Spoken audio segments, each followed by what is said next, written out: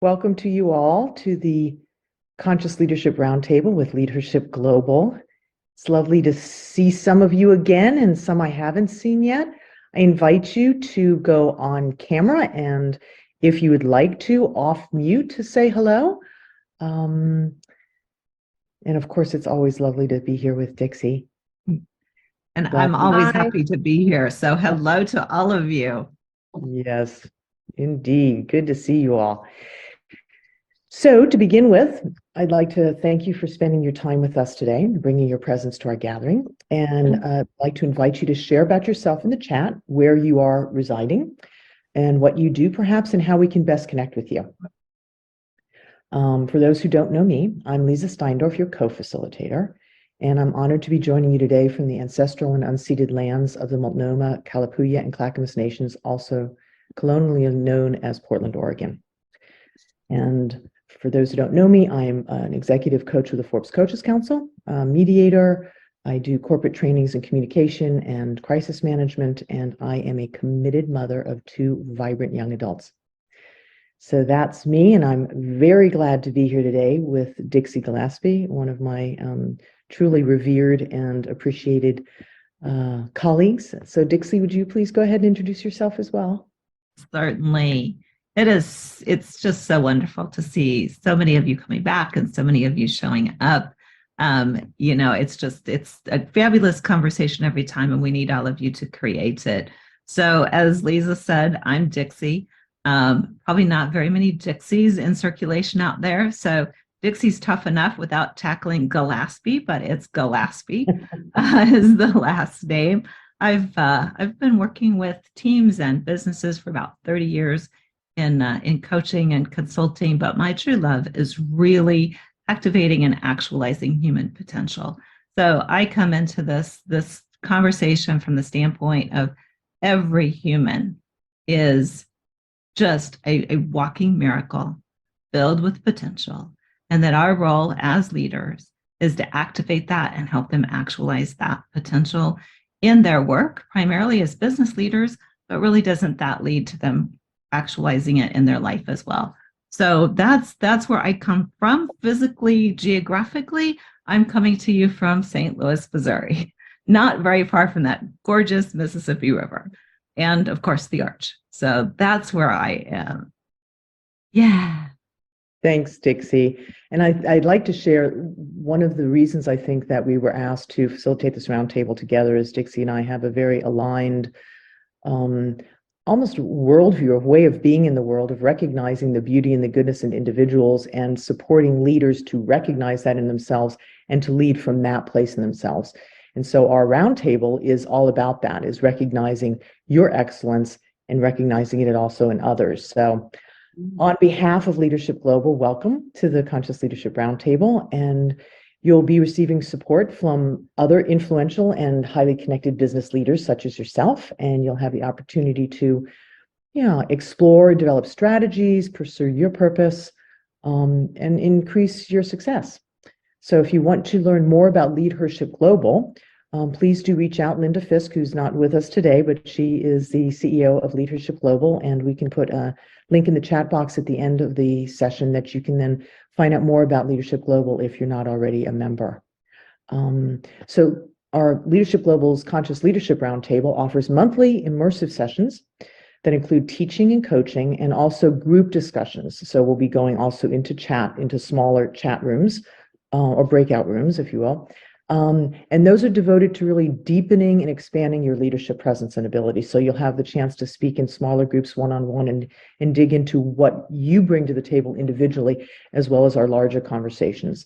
This roundtable provides a curious, respectful, and welcoming space for leaders who seek new avenues to grow and to take stock and to get unstuck and practice skills with intention. So today, Dixie will be leading us through content, and we'll be talking about how we change structure through behavior and how behavior is the highest form of communication.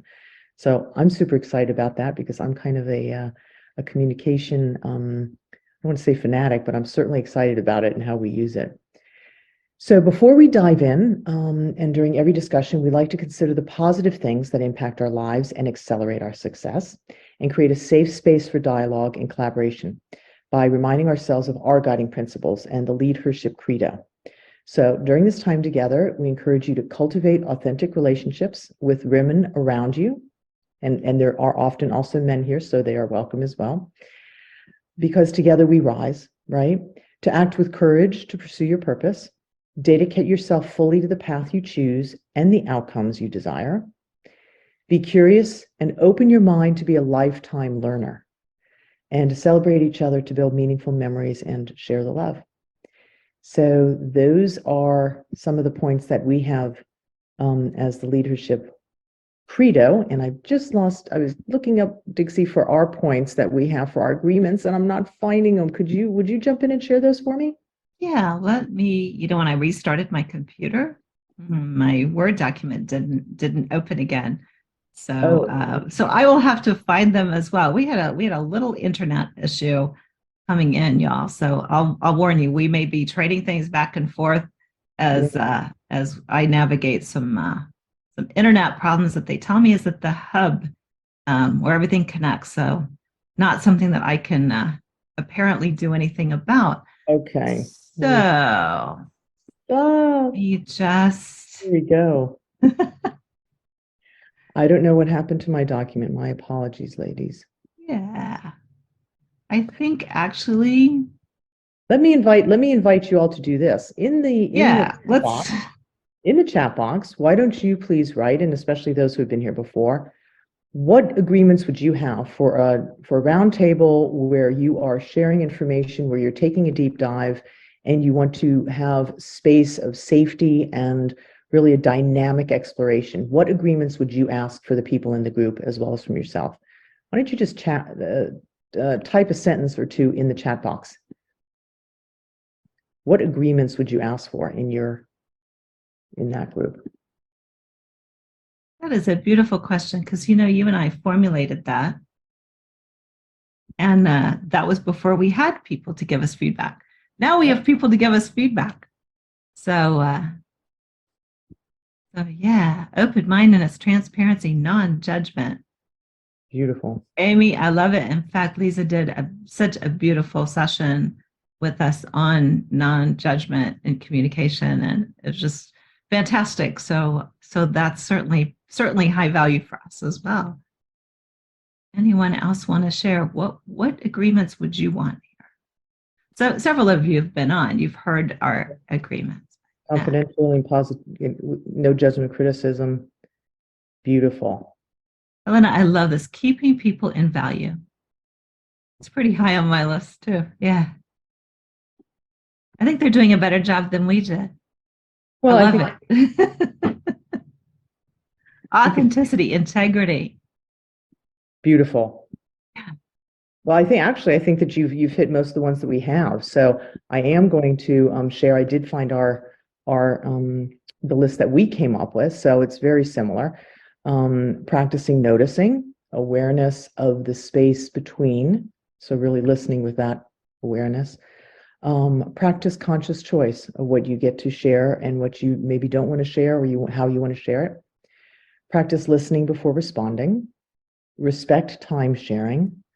Respect opinions, aligned and differing ones. So with that non-judgment, it doesn't mean that you can't share what's present for you, right? But if there are things where there are differences of opinions, that all of that has space in this place. Own your experience. Speak to the behavior, not the person. And trust the group and the process. And so that really is something that we stand behind, is that transparency, kindness, and appreciation are a large foundation, a wide foundation of the sharing here. And we hold ourselves to those commitments as well while we're facilitating our time together. So thank you for helping us define those and supporting our process here. So Dixie, I'm going to turn it over to you, and I'm excited to hear what you would like to share on our subject today. Beautiful. It really speaks to that point about speaking to the behavior, not the person. So, I kind of had today's title. I started doing slides, and I realized, sometimes we're doing slides for the sake of having slides, and the slides aren't really adding anything to the conversation. So no slides, because I really just want to have a conversation. But the title that I had on my first slide is really Nothing's Personal. Nothing's personal. So that's where we're going to start today. And so often I was listening to, I don't remember what law show it was, but courtroom drama, right? So I hear in the background, in this courtroom drama that somebody else is watching in some waiting room, goes to pattern, Your Honor. They were introducing evidence that they believed, while not relevant to that particular case, evidently proved that this person had a pattern of a certain behavior, right? And we do that all the time. We say, this is that person's pattern. And therefore, that's what we can expect from this person. So I'd love for us just to start with the premise today that the pattern we observe, that thing that we say goes to pattern, this is their pattern, this is what you can expect from them, is the visible aspect of an underlying structure. It's the visible aspect of an underlying structure. And structure is always what determines behavior. So let me give you an example. If you sit down in a chair, like your office chair, and you try to rock, it doesn't rock, does it? The structure determines the behavior of the chair. It's not the materials in the chair. It's not what the chair is made of that determines its behavior. It's the structure it's in, right? But if I sit down in a rocking chair that I didn't expect to be a rocking chair, it will start rocking. It's not because I expected it to start rocking. It's not because of the materials of the chair. It's because the structure of the chair is designed to rock. That makes sense, right? The pattern is not because it is what it is. The pattern is because it's behaving with integrity in its design. So humans are actually the same way. We all have an underlying structure that actually determines our behavior. And because that underlying structure is consistent, our behavior becomes consistent. What becomes observable is the pattern. This is super important to leaders. Whether you're leading a company, a project, a community, volunteer board, whether you're leading a family, really whether you're leading yourself. Super important for leaders to understand it. There's nothing personal about that. There's an underlying structure. So often, the other thing that came out in, this whole courtroom drama thing is character witness. Let me speak to the person's character, who they are, right? We do this as leaders so often, and we get ourselves in a trap because most of us, we don't want to believe anything bad of somebody else. We don't want to label somebody else as bad. We don't want to label their character as undependable, dishonest. We don't want to say that about people. So we refuse to notice, to observe, and to interact with the structure that they're in that is causing a pattern of behavior that we don't like. Does that make sense?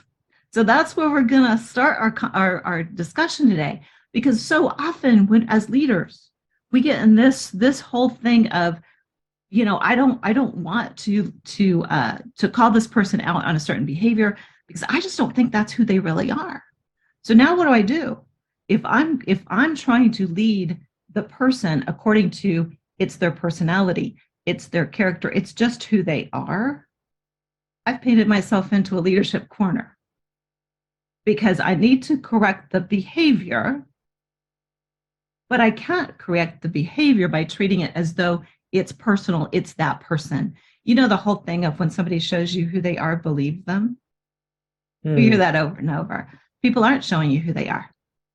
They're absolutely, through their behavior, which is the highest form of communication and most likely to reflect the truth, showing you the structure they're in. They're basically showing you, I'm in a stable structure and I don't rock, or I'm in a rocking chair structure and I do rock, or I'm in a totally, I don't have any edges, I'm just rolling kind of structure. People have all kinds of structures.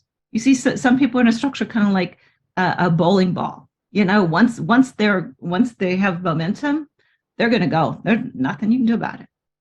Other people's structure is more like a beach ball, you know? Once they get, bopped, it's just anybody's guess which way they're going to go. We've all worked with people like that, but that's not who they are. That's the structure they're in. The work that I do is all about transforming underlying structures in people's lives so that they can change their behavior, so that they can change their outcomes. And I've seen it over and over. The person doesn't change. Their structure changes, therefore their behavior, and especially their patterned behavior, changes, and their outcome changes dramatically. Yeah. So how can we easily identify our patterns? I think that's the key question, isn't it? Is really understanding how can we identify our patterns and those of others. Observing behavior, especially behavior that's consistent, definitely helps you identify the pattern, but recognizing that it's not the pattern that you even want to change, it's the underlying structure. So the real question is, how do I identify the structure? Because once I've identified the structure, I can pretty much predict what's going to happen with that person. In the early days of consulting, I used to be able to predict, if we keep this person on this team in this situation, in that role, with these expectations, and guarantee you where this is going to go. And my client would be like, well, I just don't see it. And I got all the things from the clients, right? I think you have a personality clash with that team member. I don't see it. So, I don't think that's true. I think you just have, and it would play out pretty much the way I predicted most of the time, because I wasn't observing the person as this is their character, this is who they are. I was observing the structure and seeing what I could expect from the structure they were in. And what's interesting to note is we do have different structures in different situations.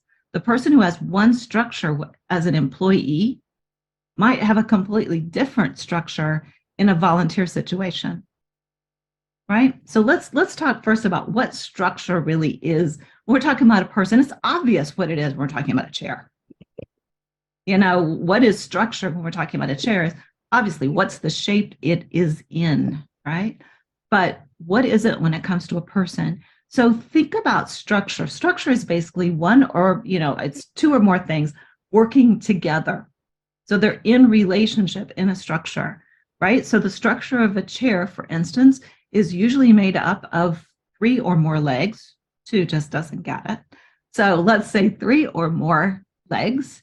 It's made up of a flat surface that people can sit on. Maybe it has a back. That's the structure. All of those pieces are working together so that when you sit on the chair, it holds up a person or a bag or whatever, right? It's designed for a purpose. For us humans, our structure is also made up of really what holds us up.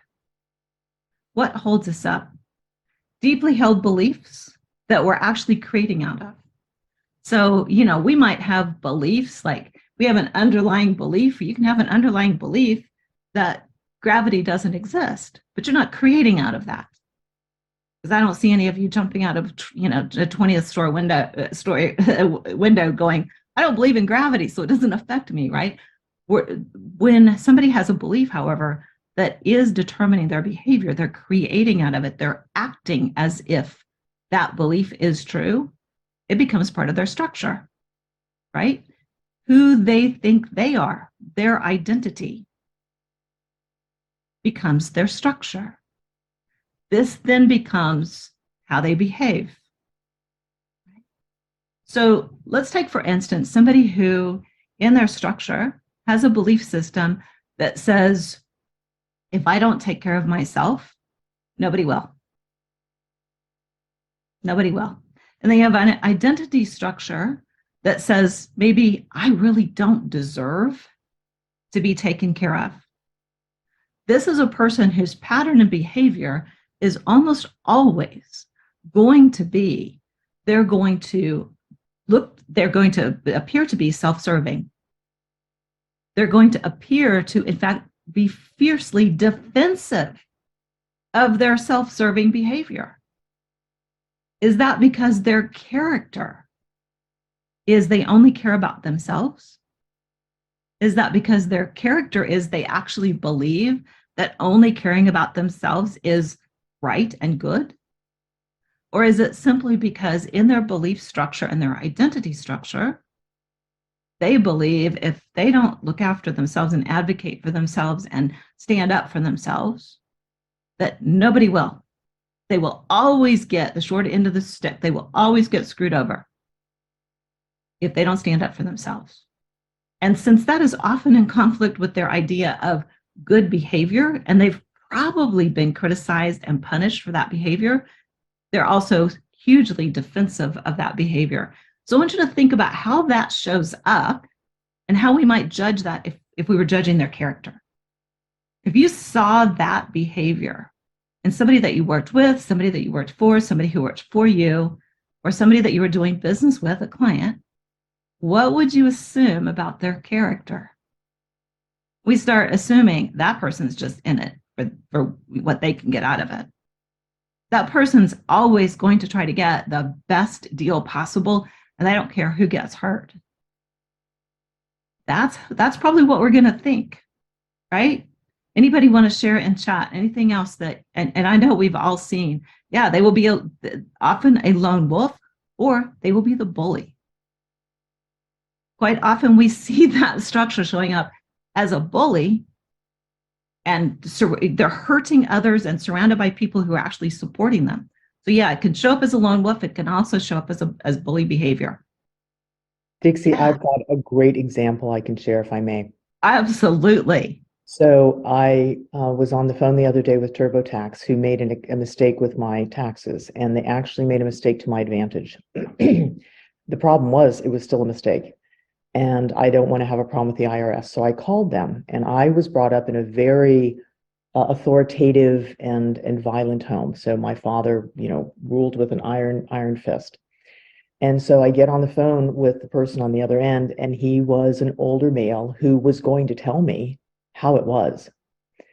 And I recognized halfway through the phone conversation with my voice going higher and higher, and I became this ugly masculine in myself, that I was matching him through this belief of, if somebody applies force to me, I have to respond with force. And that was my belief growing up. It's how I survived a lot of things. And I've changed my belief systems, obviously, or I wouldn't be doing, it's why I do the work I do. But I was surprised at how very quickly a very old belief that I have discarded, think I, was immediately engaged. And so as the conversation continued and he went up and I went up, at some point he said to me, if you didn't have a loss, we have no problem. And I said, you made a mistake. Not a mistake if you don't have a loss. And he hung up on me. TurboTax hung up on me.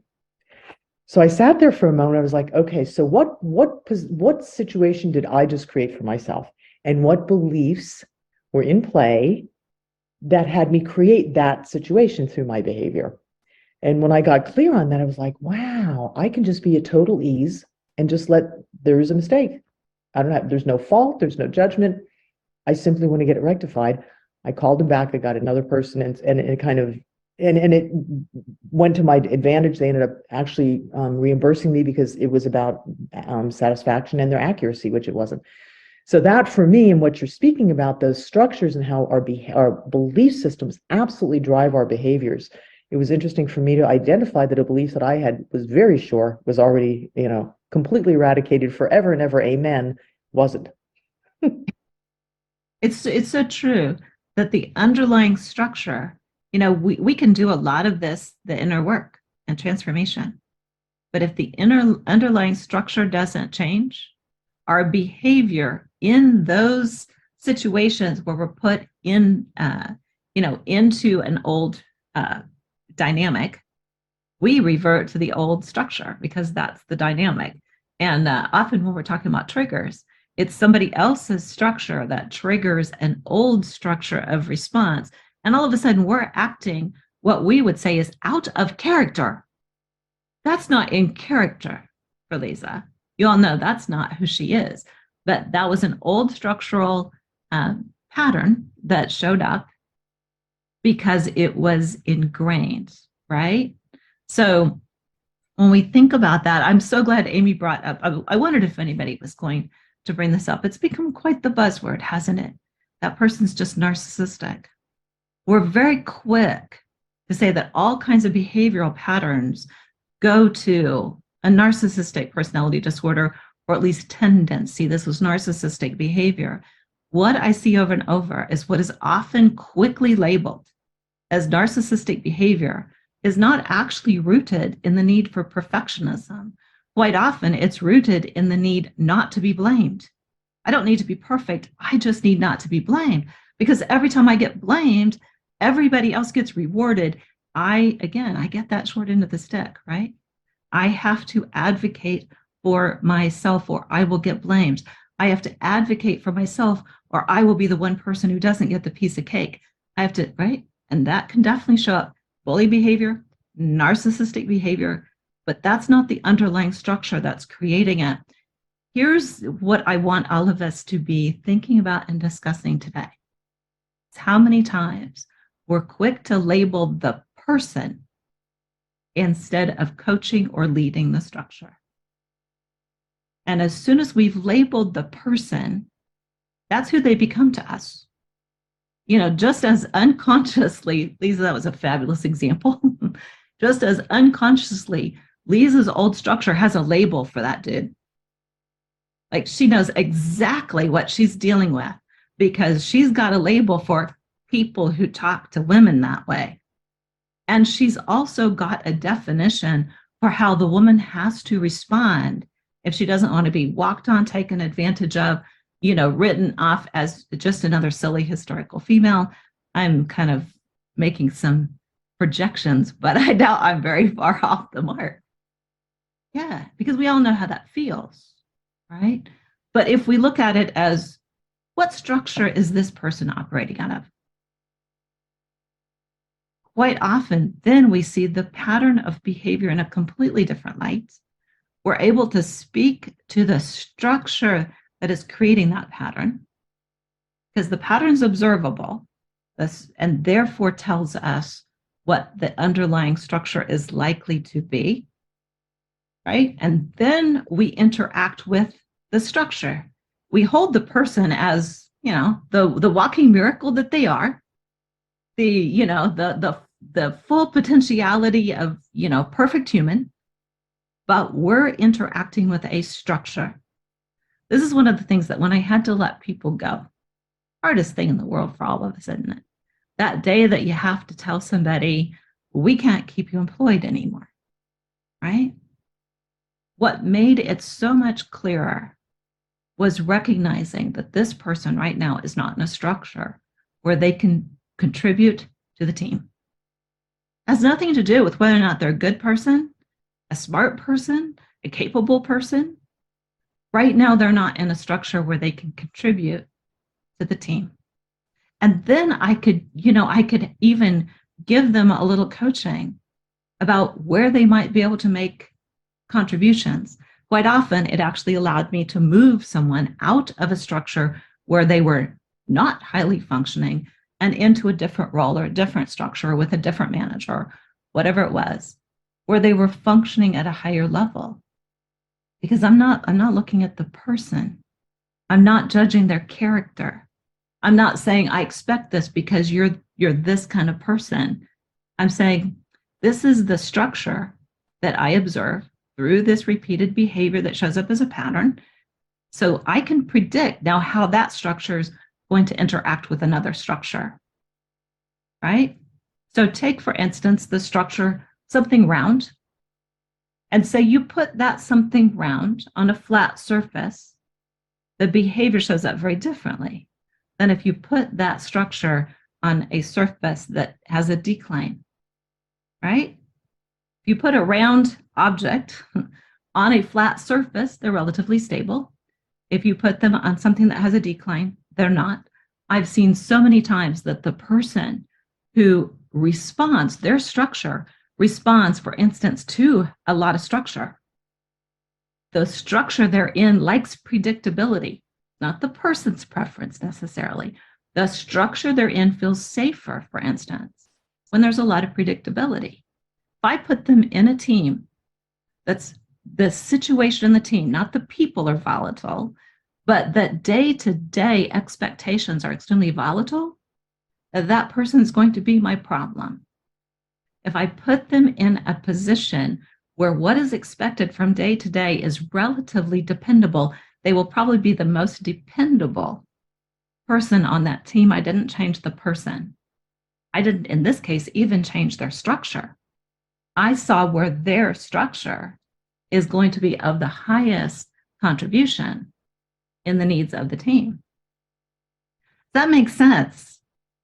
Is everybody seeing this difference between leading people and thinking we're leading character and personality and the who the person is, versus in my leadership, I'm here to recognize structure. I'm here to recognize structural dynamic, how structure works together.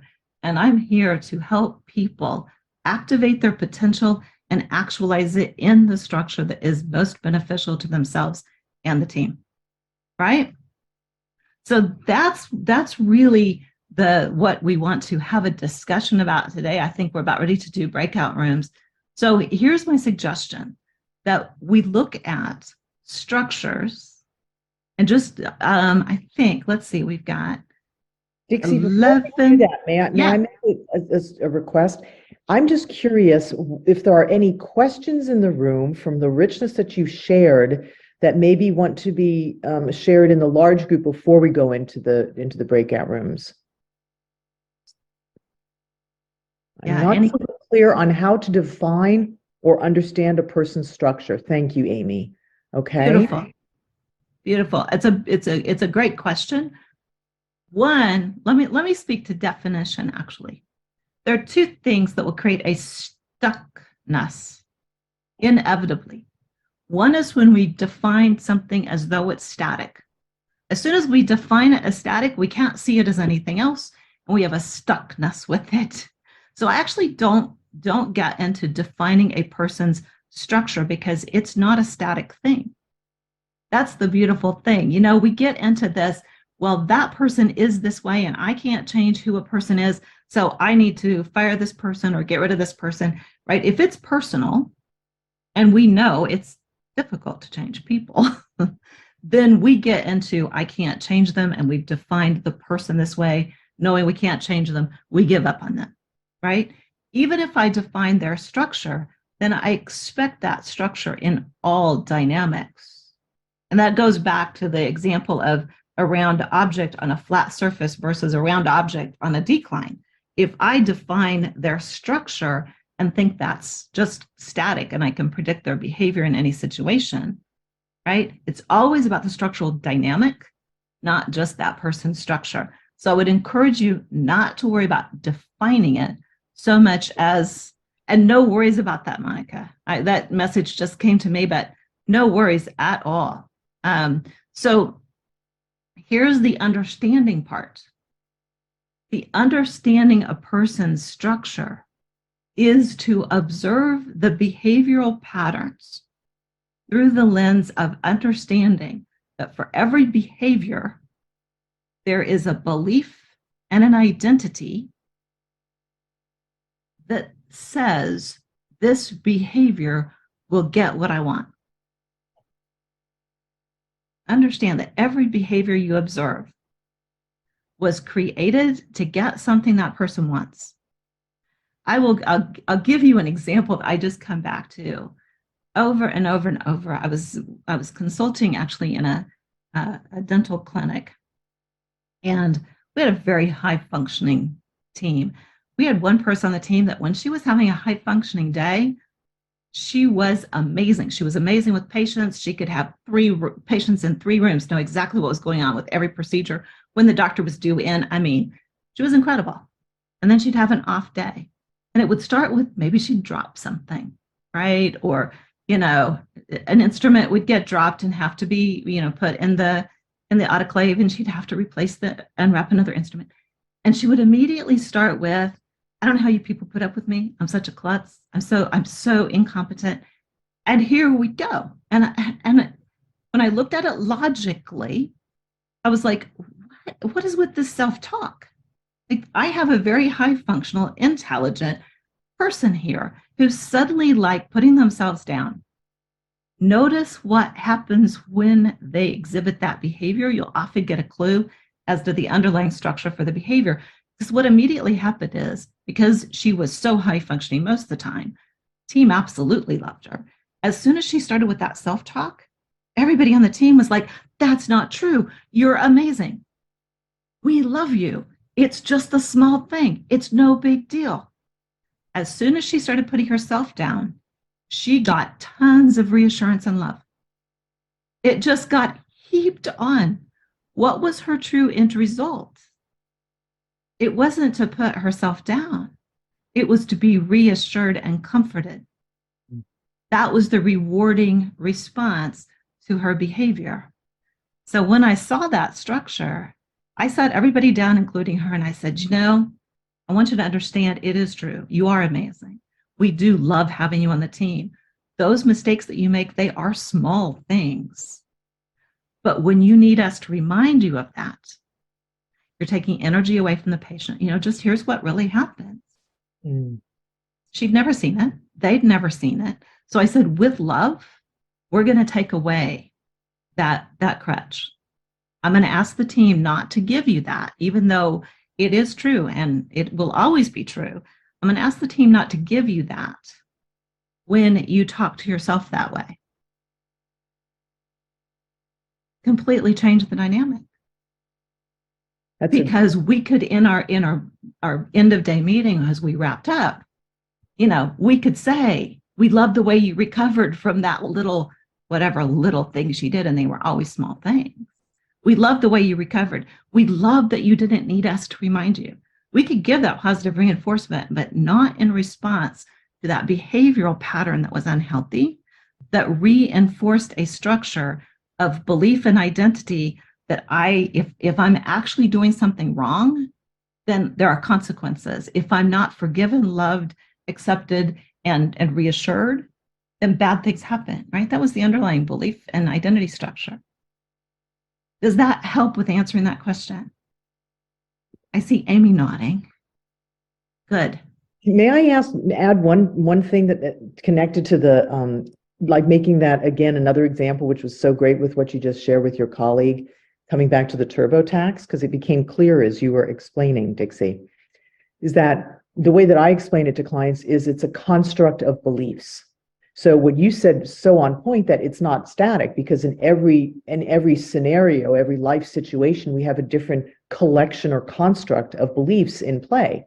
So it's like a scaffolding, right? On one building, I might have this type of scaffolding, and on another building, I might have a different type of scaffolding. So if we go into my situation with TurboTax, I had, for example, the beliefs in play that I have to defend myself against men.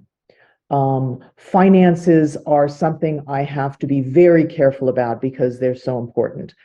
I won't be heard. This is a dangerous situation. I'm just pulling these together, right? So now I'm not going into the conversation having those apparent, right? They're underlying. They have built my scaffolding for situations of dealing with a business person, male, who's telling me I'm wrong, right? Yep. So I have about money. I'm sorry? And about money, right? And so I had this collection, this construct of beliefs around this scenario, and that therefore those beliefs determined, of course, it was my choice, my behavior. And that was the result of it. So by then extracting myself, I can come back and say now, and there's the choice, and I'm sure you're going to speak with us about this. What do I want to create for myself? What kind of scaffolding do I want? Because there are going to be men that are going to be telling me X, Y, Z, and I'm going to have to deal with finances. So how do I want to be with that? And how am I usually with that, right? Whatever this situation triggered in me. And then I got very clear in that. And then I had a different construct, an intentionally created construct of beliefs that I then put into play when I called back. And that's really the consciousness of leadership, the intentionality of it. That's what came to me in such crystal clarity, Dixie, as you were explaining. Well, thank you for unpacking that, because it's exactly, I couldn't have given a better example. That's exactly why we called this conscious leadership. And we're thinking about the name because we realized that calling it conscious leadership suggest that we're going to, talk about spirituality or mindfulness or meditation, and certainly that may come into play, but that isn't the core of conscious leadership. Conscious leadership is we're doing it through our desire and conscious awareness, or we're doing it through default and an unconscious lack of awareness. Mm-hmm. We're always leading and creating out of one of those two states. Can't be in both. Once we make something conscious, we might now consciously choose to stick to the old default, but we've had to make a conscious choice about sticking to the old default because it's conscious once we've noticed it. So as soon as Lisa brought that into conscious space and said, oh, hey, I realized that my beliefs are constructs. By the way, all beliefs are constructs. It's just, that's just by definition. Every belief we have is something that we've constructed that becomes part of our structure, right? So she said, I have a structure, a construct I am now conscious of. And being conscious of it, I have to choose whether I'm going to stick to that old scaffolding and continue to have this kind of conflict with every man who treats me this way, especially about money, or if I'm going to decide to stand on a different structure in my interactions, right? So that's exactly where we all are with leadership, right? Yeah. And I wanted, Dixie, we've got comments in the chat box that I'll just read out. Rachel says, can this behavior go back to learned patterns even as kids? Example, a friend used to constantly say she was fat to get those around her to lavish, no, you're not, you're perfect shape, so thin, etc. And she was a fine, healthy size, but I always got tired around when she would do this because the goal was to get reassurance and praise. And Deborah said, yes, it worked in childhood, so why wouldn't it in adulthood until such time when one states, like Dixie said, we're not going to do that. You can't change what you are not aware of. It's so true. I always say, until we bring something into conscious space, we can't consciously change it. If it's not in conscious space, we're still running on default. Yeah. We're still running on the unconscious.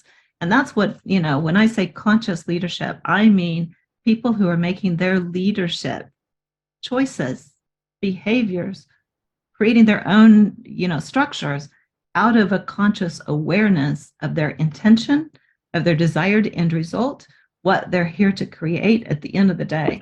So it would have been super easy for me to say, this person, every time she makes a mistake, she's pulling energy away from the rest of the team. She's distracting everybody. The patient is the one losing out. We can't have that. And I could have set her down and said, stop saying it. I could have what we call treated the behavior and just said, that behavior is not acceptable. It's distracting. Stop doing it.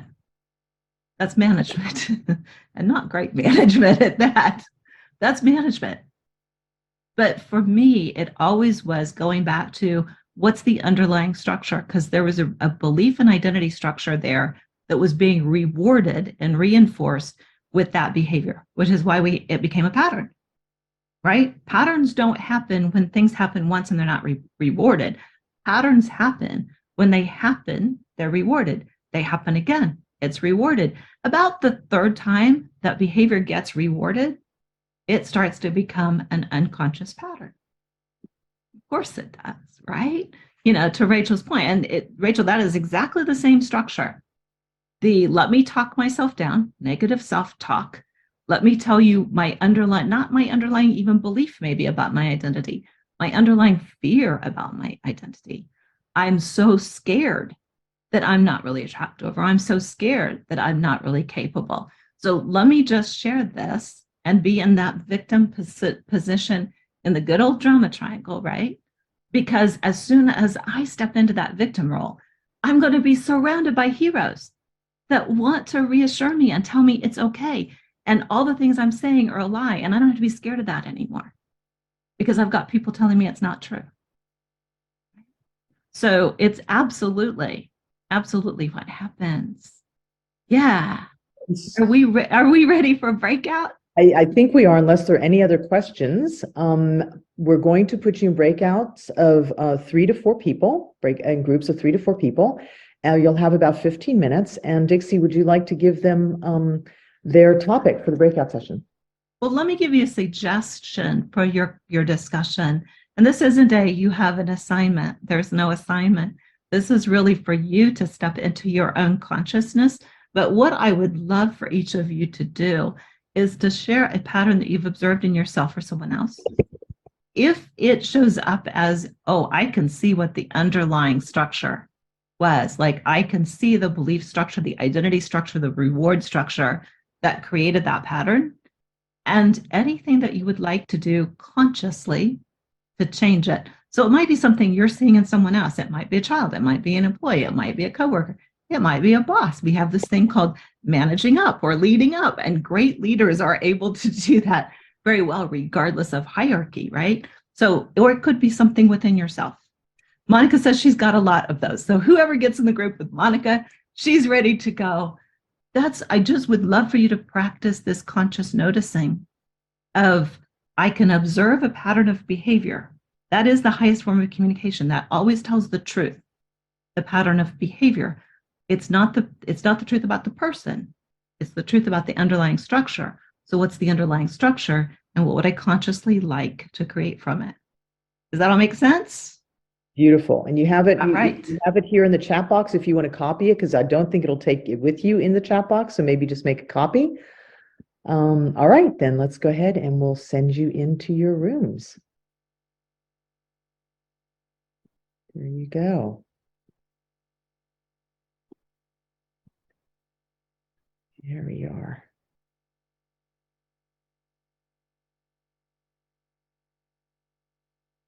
Okay.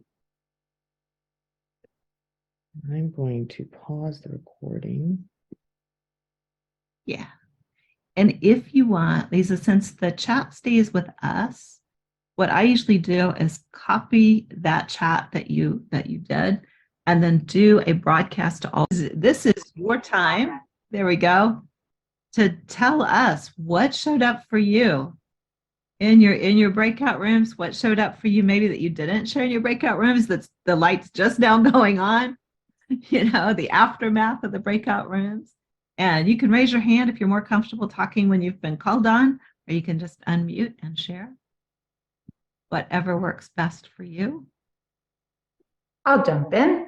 I think one of the interesting things we talked about in our group was the feminine modesty that we're taught from a very young age, and how that becomes a defining rule that we have in our behavior and our actions, and whether or not it determines our actions or our thoughts, and probably both.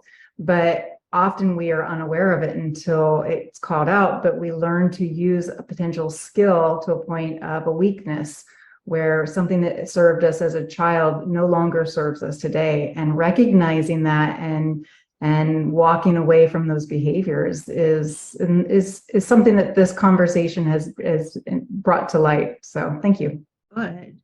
Thank you. It's also true. So often when I see people say, I don't understand why women tear other women down.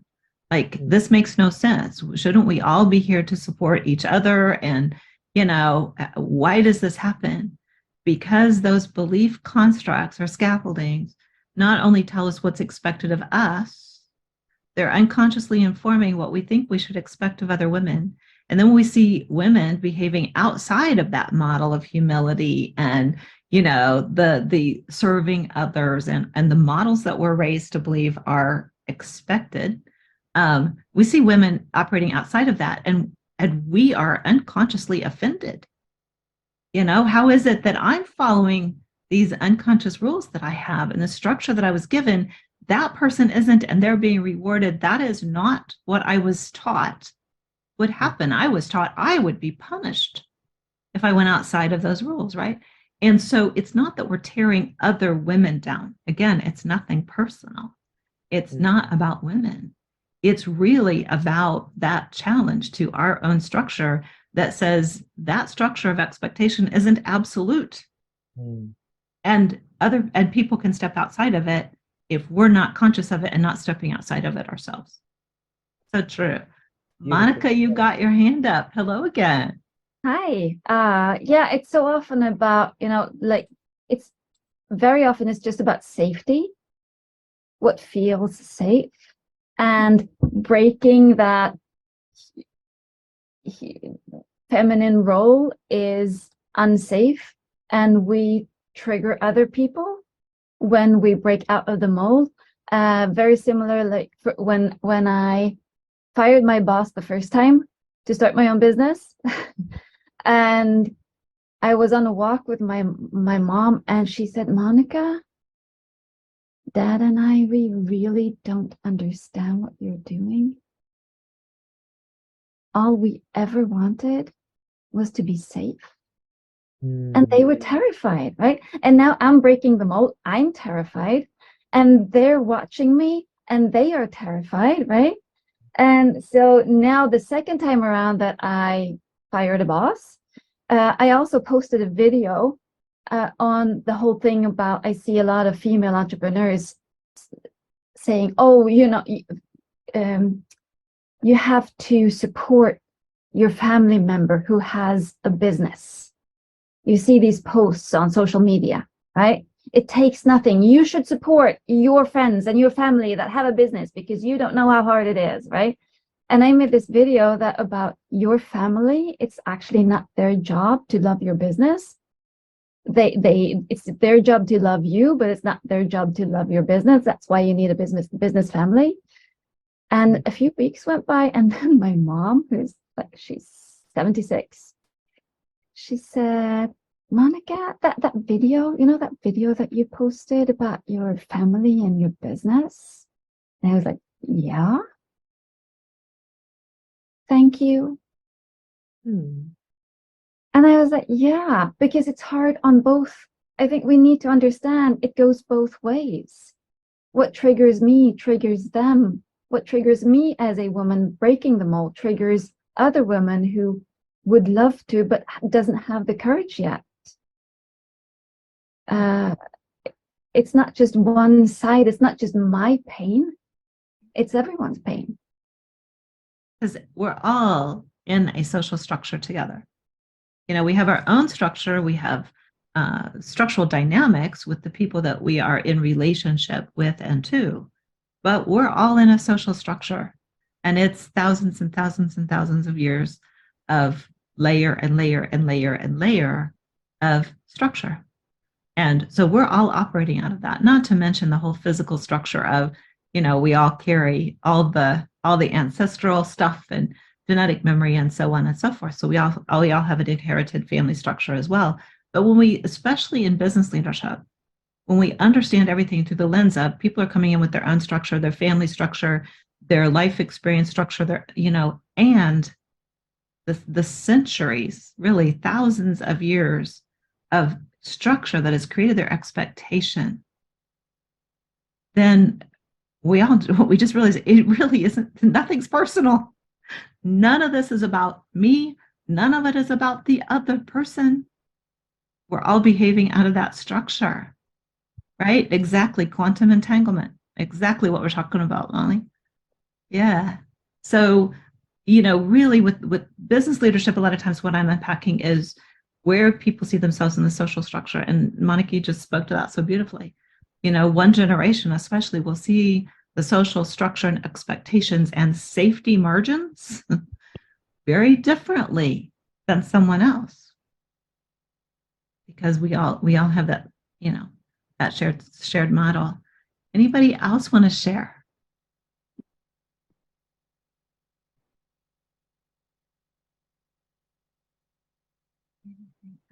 Yeah, I love that Deborah's mentioning witness so much within ourselves and from each of our shares. So much of what we're doing here is there is a witnessing. It's part of integration as we witness through somebody else's story and experience and what they share, but we're witnessing also what's happening within ourselves, where our structures are challenged, where our structures are keeping us stuck. On that point, I'd like to ask, from the witnessing, what's present for you? So leaving the group today, and this is not the closing, but just from your group conversation, what's present for you or has come into your awareness through the witnessing? Because I personally find that seeing others or recognizing patterns in others helps me recognize it in myself. which helps me make different choices, right? So was there anything in your witnessing today that has impacted you or left something for you that you'll be taking with you? Yeah, Deborah says mirrors. Yeah. And I love the follow-up comment that Monica left in the chat. Going past the achievements of the generation before us is what growing up is all about. And, you know, don't we all aspire to, you know, bring our own legacy to the world? We're all building on the legacy that we inherited, right? I always say every fire that we create is on the ashes of someone else's fire, right? But no, we all want to make our own mark, leave our own legacy, create our own fire. And that's always, you know, part of that growing into our potential. Yeah. You know, sadly enough, though, there's a book called Invisible Loyalties, and it can be like a governor where you don't supersede the greatness of your parents. It's almost like a disrespect. And I remember when I was in Egypt years ago, like 40, 50 years ago, and every pharaoh would build his pyramid tomb a little bit, a few centimeters less than the king, the pharaoh before him. And I thought, wow, invisible loyalties even existed back in Egypt back then. So we have to be aware that there can be that limitation of messages that parents have given where it's almost like disrespectful if you're better than I am. Unfortunately, that happens too often. And it create just conflicting desires? Because on the one hand, it's human to want to strive and achieve, right, and make our mark. And on the other hand, like you say, when there's a social construct that says, but you can't outshine or overshadow those who went before, whether it's your parents or your boss, your predecessor, your, you know, whatever, you're not allowed to do that. So there's a real conflict of desire that comes into that. Well, you know, and I remember when I was going to take, I don't know, what are those little things? They look like mice that you get for your kids when they're little. What are they called? They go on Hamsters. Hamsters, yeah. I was going to bring it back to Walmart, and they said we couldn't because the mother would eat it. And I'm in North Carolina now, but I grew up in Wisconsin, and I just know that it happened a lot in the Native American tribes. At least I noticed it more there as a psychotherapist, where if everybody in the family is an alcoholic and you're not, or you go to college, you are then abandoned by the family. You are shunned. So there's that tribal mentality that can also serve as an unfortunate barrier. Bert Hellinger probably said it best. He said, in a family of thieves, it is the child who does not steal who feels guilty. Yeah, exactly. Yeah.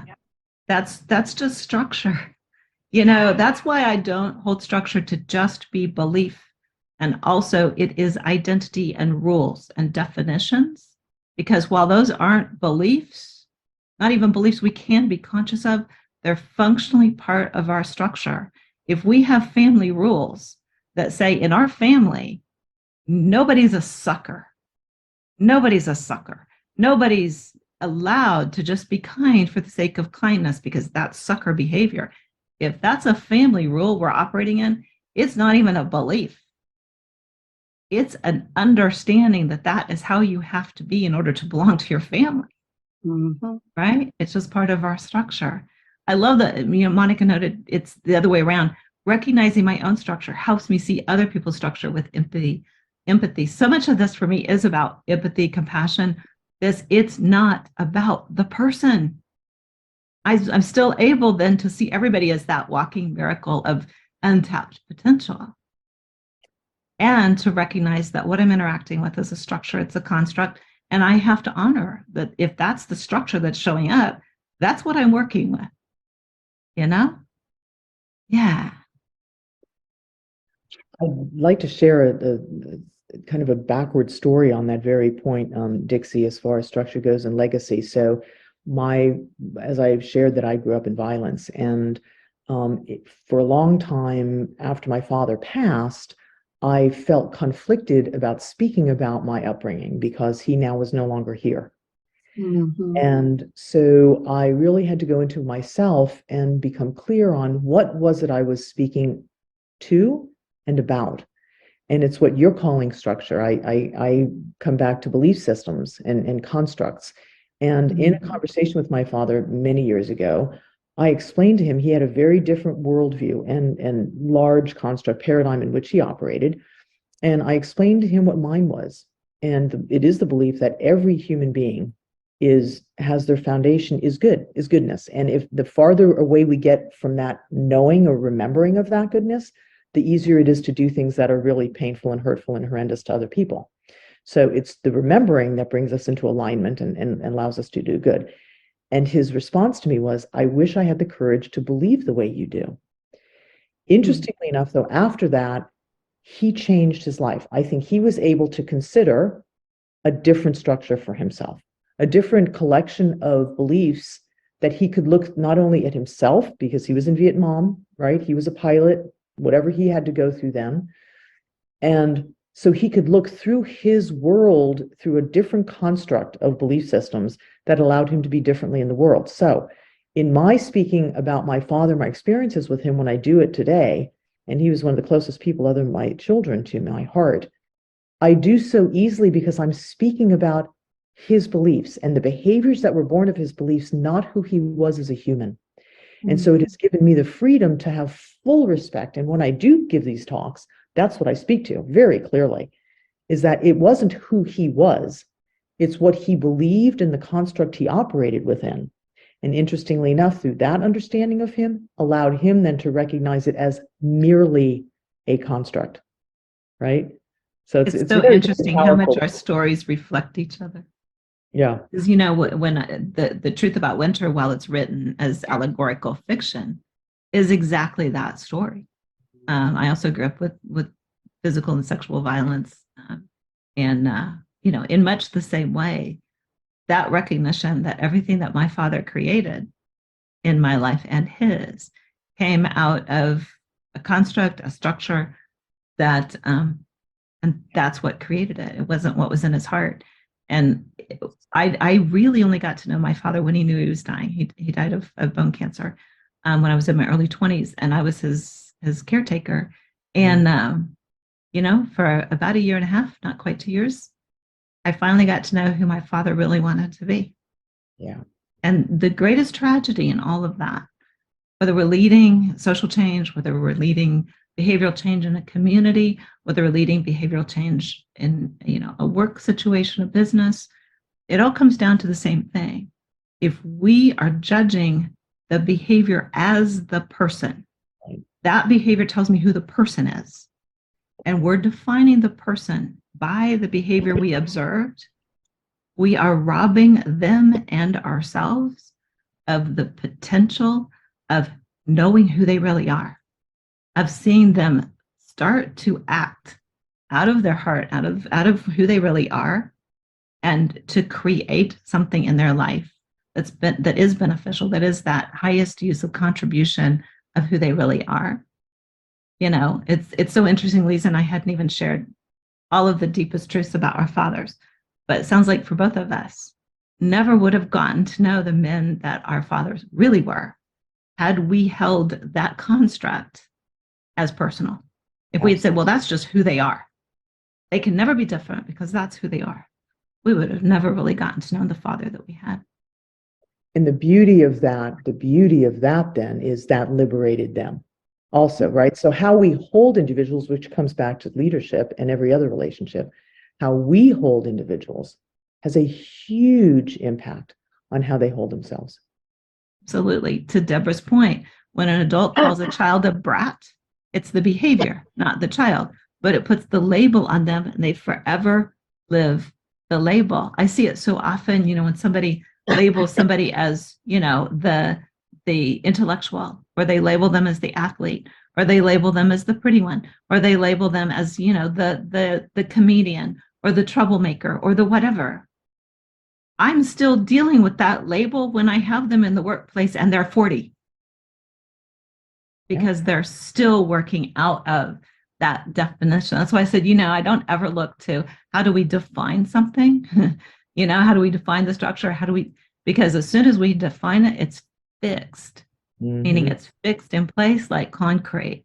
There are two things that will keep us stuck: defining something and resisting something. Once we define it or we hold it in resistance, man, we are just stuck with it. So absolutely. I'd like to read, Jody put something in the chat box. The story about the family who steals resonates, Dixie. I'm from the family who has not met their own definition of financial success and independence. I was the first to college, the first to have business professional career, own a home, live with life without being paycheck to paycheck. My family's compliments are uncomfortable to hear. I think the imposter syndrome is the guilt I experience. Last year, I recognized and addressed my financial scarcity mindset with rules learned as a child. But today I have a new perspective to the imposter syndrome thoughts in my mind.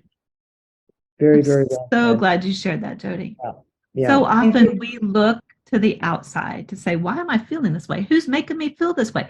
What's going on in my circumstances that make me feel this way? And it's not your circumstances making you feel that way.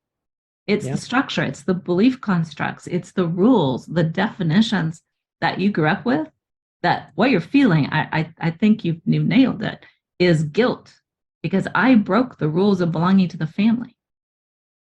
Yeah. And Monica picks up and says, and some structures in others are so socially acceptable because they support our own structures. And we never question them, but they're still structures. Yeah. And so often, this is what I say about a lot of social stuff. It's understandable, not necessarily acceptable. It's totally understandable because the structure has integrity. It's going to be, if it's a rocking chair, it's going to rock. It's not a rocking chair, it's not going to rock, right? Structure has integrity. So it's understandable. And we think that makes it acceptable because we're used to it. Fits our structures, right? So it must be okay. And then when we just look at it impartially, we realize that is so not okay. And as women, a lot of us accepted limitations we were given, treatment that we, put up with as, well, that's acceptable because it matches my structure. And then when we look at it just impartially, we go, wait a minute, perfectly understandable. I can see the structure. It's not acceptable. And I don't need to accept it anymore. But I don't have to be mad at people. I don't have to be angry. I can just say, I don't accept that anymore. I'm reminded of the Encanto story where Louisa, the strong sister, is singing and she's saying, just because I can carry the load doesn't mean it's not too heavy.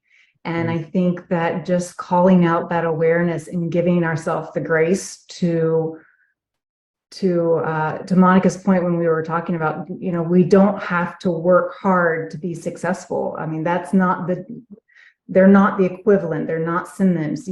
Just because you work hard doesn't mean you're successful. Just because you don't work hard doesn't mean that, you're not going to be successful. I think we need to give ourselves that grace and just awareness of just because we can do something or have done something, like you said, doesn't mean that it's acceptable.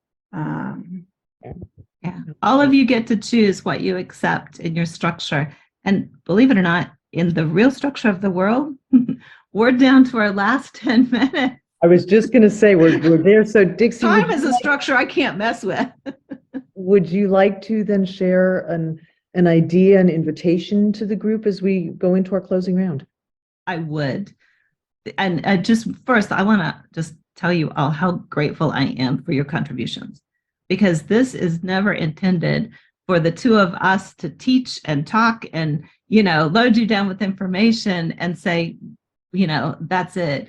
It's always intended for us to share something that sparks these kinds of discussions, this kind of awareness as leaders. So, whether you're contributing a chat or speaking up, it's so appreciated because it's co-creation.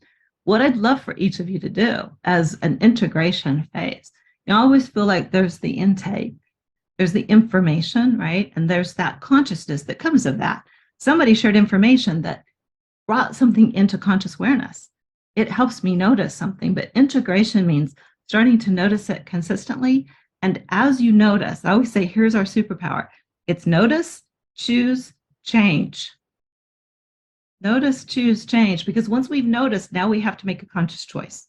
We can no longer make an unconscious choice because we've noticed it. So we have to make a conscious choice. And then we get to choose whether or not we're going to change it. That's the integration, right? So that is my suggestion to all of you, is that you start practicing the noticing, where am I making it personal? That's just what I'd love for you to notice. Where am I thinking it has to be about me, or it has to be about them? Because how often are we offered the comfort of, well, you know, that's not about you. That criticism you got, not about you, it's about them.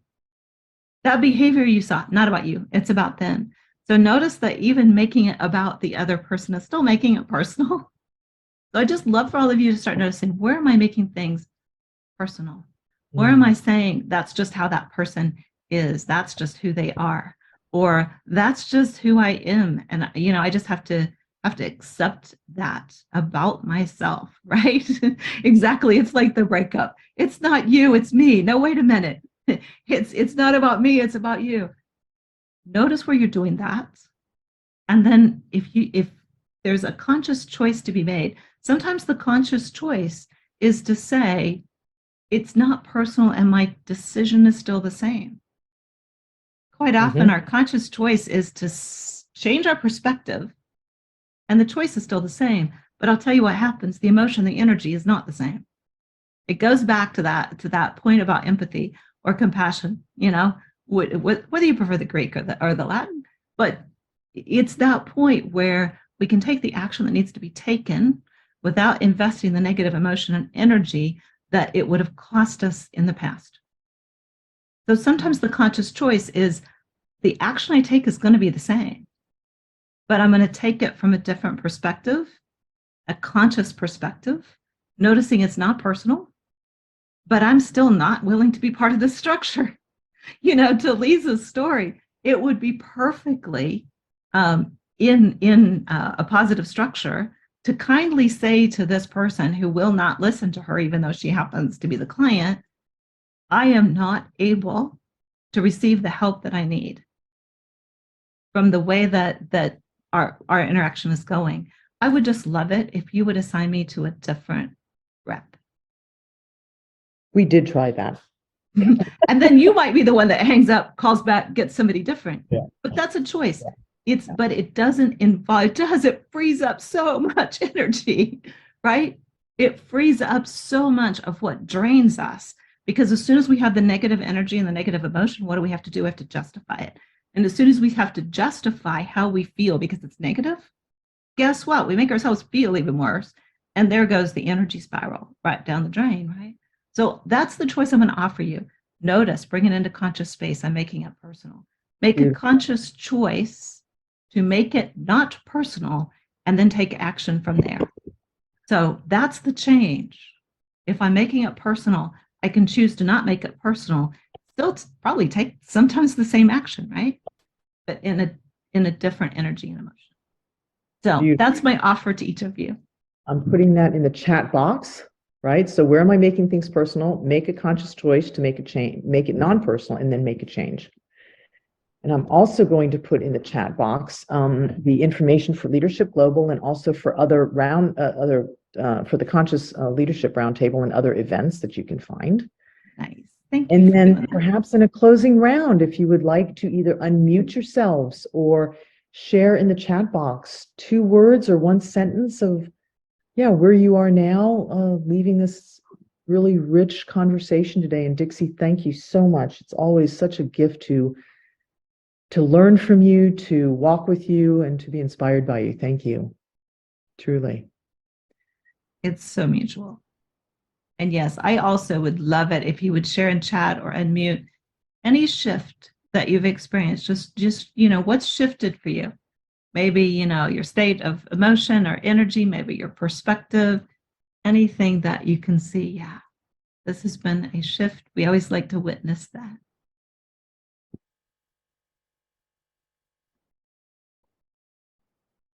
I'd say for me, it's not a shift, but it is a process that I am working with right now. So it is synchronicity more than anything at this time. So thank you, all of you. Mhm. You're so welcome. And thank you for pointing out sometimes it's not the shift itself, it's that reinforcement of where we're moving into. You know, for each of us, I think it's moving deeper and deeper into that level of consciousness that is an awareness that is innate.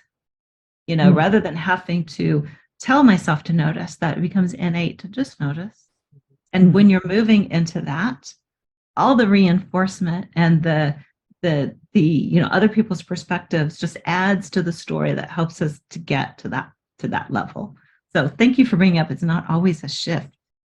And Molly shares abundance and gratitude, Deborah aware, Monica an ever ongoing process, Sana grateful and blessed, and Amy wanting to become more aware. Yeah.